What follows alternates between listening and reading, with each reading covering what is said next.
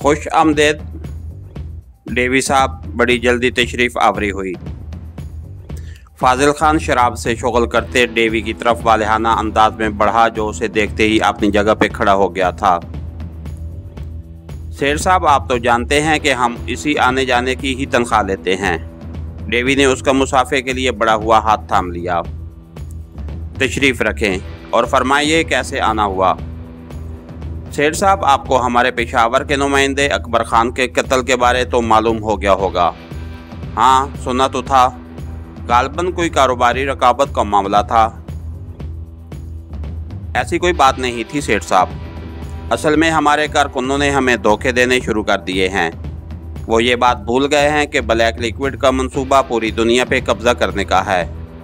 अगर वो अपने कारकुनों पर ही नज़र नहीं रख सकती तो मेरे ख्याल में उन्हें ऐसे ख्वाब देखने की कोई ज़रूरत नहीं।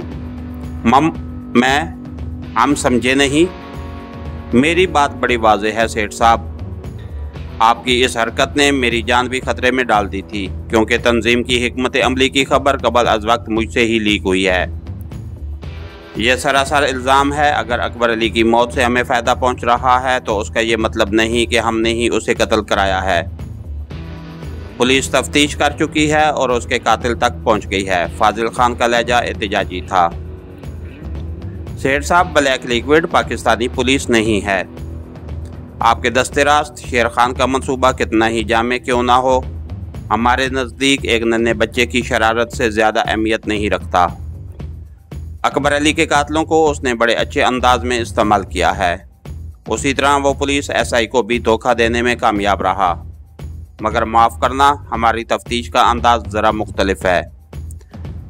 अकबर अली के जिस हरीफ के कंधे पर बंदूक रखकर शेर खान ने फायर किया है, उसके फरिश्तों को भी इस वारदात की खबर नहीं है।